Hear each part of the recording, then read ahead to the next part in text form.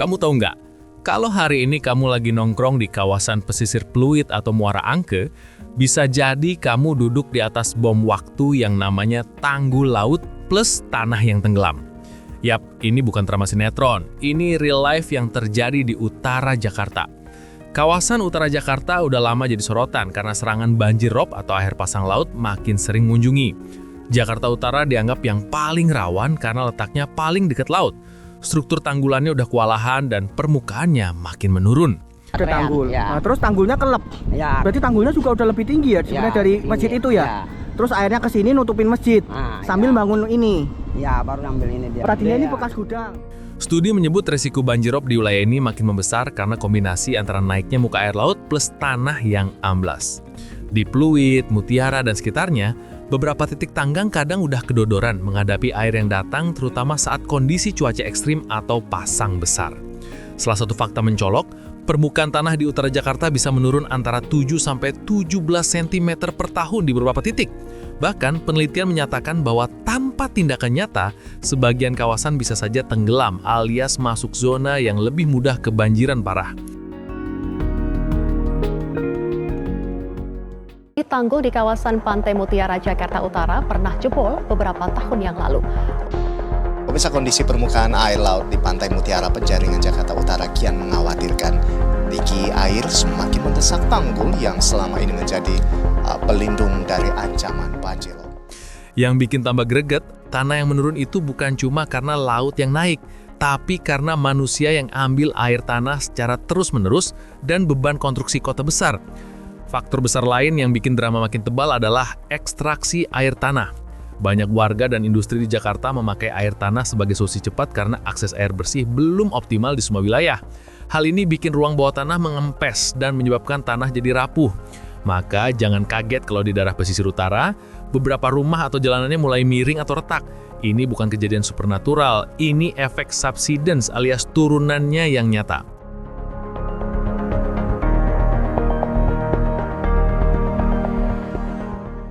Masuk level ranah nasional, datang proyek raksasa bernama National Capital Integrated Coastal Development atau NCCID, atau dikenal juga sebagai Tanggul Laut Raksasa Jakarta. Proyek ini dirancang supaya Jakarta bisa selamat dari ancaman pasang besar dan tenggelam. Ide dasarnya bangun dinding laut besar buat kawasan penahan banjir, integrasi pengerukan, drainase, dan lahan resapan baru. Tapi ya, pelaksananya ribet dan banyak tantangan. Tapi kenapa hingga sekarang kita masih belum melihat tanggul itu jadi solusi super simple? Karena ada banyak hambatan.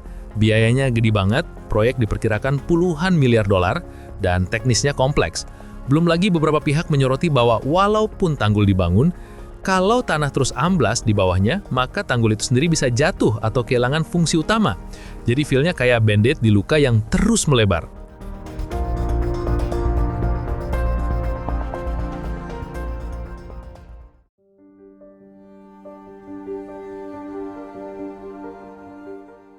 Di kawasan seperti Pluit, Mutiara, Muara Angke, warga udah mulai merasakan penderitaan kecil namun nyata. Sering genangan air pasang besar datang, biaya perbaikan tanggul kampung, akses jalan yang makin sering terendam, dan risiko rumah yang makin dekat dengan air. Kemiskinan struktural di daerah pesisir bikin warga punya opsi terbatas. Pindah mahal, sementara bertahan bikin mereka terus berhadapan dengan air yang datang tak diundang. Tambah pilihan dramanya, prediksi menunjukkan bahwa kalau kondisi terus begini, sebagian besar utara Jakarta bisa berada di bawah tekanan tinggi pada tahun 2050. Bukan cuma dari laut naik, tapi karena kombinasi laut naik dan tanah turun. Artinya, bukan cuma genangan sesaat, tapi potensi submersi sebagian wilayah ialah ancaman yang nyata. Dan ini bukan eksklusif buat Jakarta Utara aja, tapi bikin seluruh kota jadi vulnerable. Langkah pemerintahnya, beberapa poin penting. Memperkuat tanggul yang ada, memperbaiki sistem drainase kota, membatasi ekstraksi air tanah, dan memperluas lahan hijau dan area resapan. Contohnya, menurut data, pembangunan tanggul dan muara sepanjang 8,2 km di wilayah pesisir utara oleh Dinas SDA DKI Jakarta sebagai bagian dari NCCID telah dimulai. Tapi karena skala tugas sangat besar, waktu dan sumber daya jadi tantangan utama. Masalahnya, meskipun langkah-langkah itu berjalan, kecepatan perubahan di lapangan nggak sebanding dengan laju ambles dan naiknya laut. Jadi masyarakat masih merasa tertinggal dibanding ancaman yang sudah di depan mata. Selain itu, isu sosial ekonomi seperti relokasi warga dan dampak lingkungan dari proyek tanggul atau reklamasi juga bikin prosesnya jadi seret karena harus melibatkan banyak stakeholder, pemerintah pusat, provinsi, pengembang, masyarakat pesisir, dan ahli lingkungan. Jadi kalau kamu duduk di pantai utara Jakarta sambil ngelihat laut yang tenang, ingat, lautnya bisa aja diam sekarang, tapi kombinasi tanggul yang belum optimal plus tanah yang terus turun dan air laut yang terus naik, itu resep nada rendah untuk bencana yang bisa dipercepat kapan aja. Warga pesisir udah merasakan duluan, proyek tanggul besar dan pengendalian air tanah bisa jadi harapan, tapi butuh kecepatan, keberlanjutan, dan kerjasama semua pihak. Kita bukan cuma ngomongin genangan sesaat, ini soal keberlanjutan hidup kota.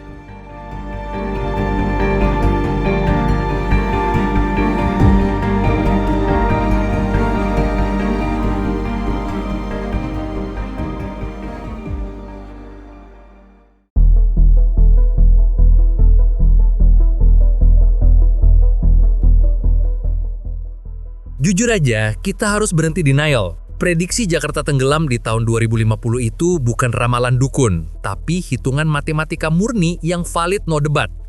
Joe Biden dan NASA udah pernah nge-spill fakta pahit ini. Kalau kita nggak ngapa-ngapain, 95% wilayah Jakarta Utara bakal literally jadi wahana air permanen di 2050. Noktah merah yang dimaksud di sini adalah titik-titik kritis di tanggul laut raksasa kita, yang sekarang kondisinya udah kayak bom waktu. Setiap kali laut pasang atau ada fenomena supermoon, tanggul-tanggul ini nahan beban yang nggak masuk akal. Kamu bayangin, satu retakan kecil aja di struktur yang udah tua itu bisa bikin ribuan rumah di balik tembok berubah jadi kolam renang raksasa dalam hitungan menit. Ini ancaman eksistensial guys, bukan sekadar banjir lewat yang surut besok pagi. Kenapa air laut makin ganas? Karena tanah Jakarta itu udah gembos parah. Data geodetik nunjukin kalau Jakarta mengalami land subsidence atau penurunan muka tanah tercepat di dunia. Di beberapa area kayak Muara Baru dan Pluit, tanah turun sampai 8-10 cm per tahun. Itu gila banget. Penyebab utamanya, beban gedung-gedung pencakar langit yang beratnya minta ampun ditambah struktur tanah aluvial yang emang lunak.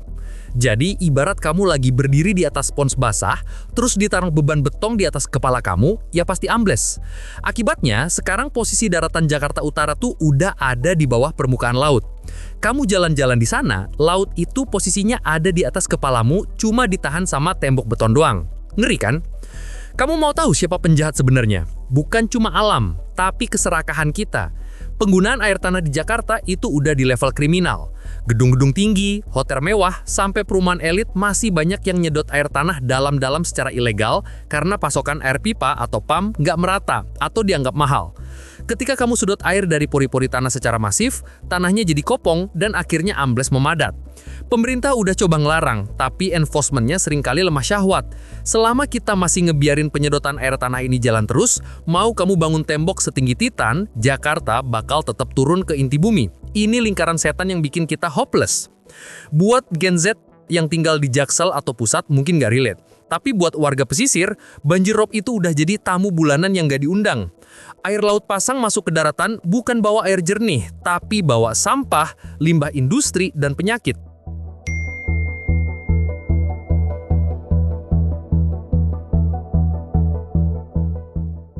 Di daerah kayak Muara Angke atau Kali Baru, warga udah biasa tidur di atas dipan tinggi, sementara air laut ngegenang di bawah kasur mereka. Ini bukan hidup yang layak, ini survival mode tiap hari. Motor karatan, kulit gatal-gatal, perabotan hancur itu udah jadi makanan sehari-hari. Mereka hidup di garis depan pertempuran perubahan iklim, sementara elit politik sibuk debat soal hal-hal nggak penting. Ketimpangan sosial di sini tuh kayak di depan mata kamu banget.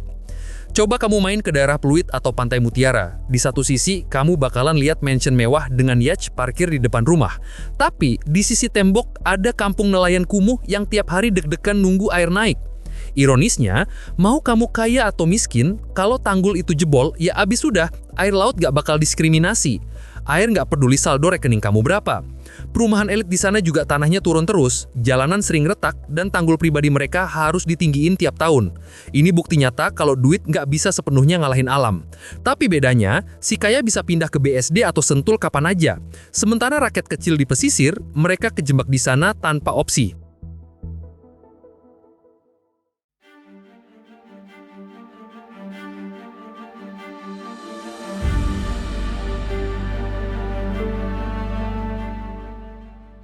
Terus pemerintah ngapain aja?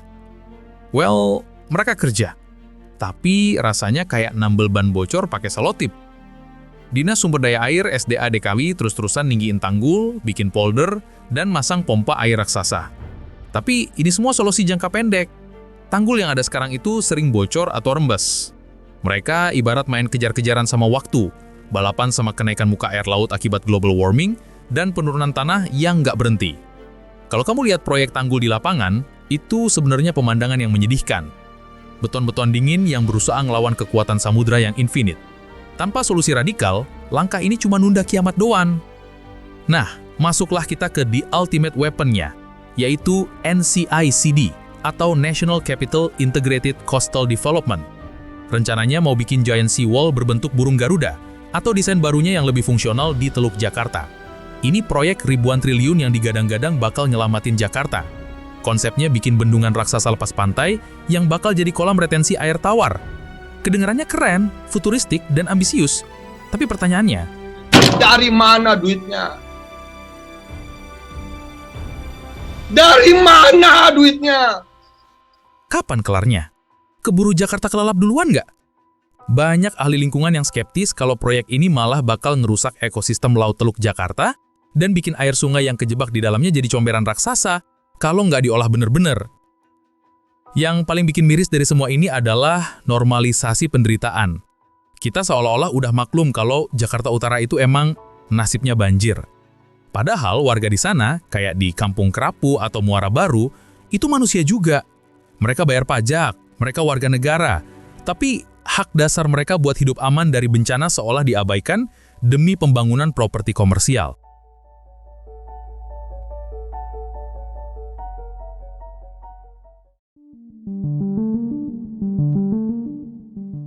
Tanggul yang dibangun seringkali malah ngegusur akses mereka ke laut, bikin nelayan makin susah cari makan. Jadi, proyek penanggulangan banjir ini seringkali jadi pisau bermata dua, nyelamatin kota, tapi melukai mata pencaharian warga lokal secara perlahan. Kita juga harus tahu, struktur tanggul laut kita itu nggak sekuat tembok besar Cina. Banyak bagian yang udah tua, retak rambut, atau mengalami fatigue, kelelahan material. Kalau terjadi gempa bumi yang pusatnya dekat Jakarta, ingat potensi megatrust. Tanah yang labil ditambah guncangan bisa bikin likuifaksi atau keruntuhan tanggul seketika. Kalau skenario terburuk ini kejadian, air laut nggak bakal mengalir tapi bakal menghantam daratan kayak tsunami kecil. Sistem drainase Jakarta yang udah kaos nggak bakal sanggup nampung volume air segitu gila. Jakarta Pusat, Istana Negara, Monas, bisa kena imbasnya juga kalau defense line di utara jebol total.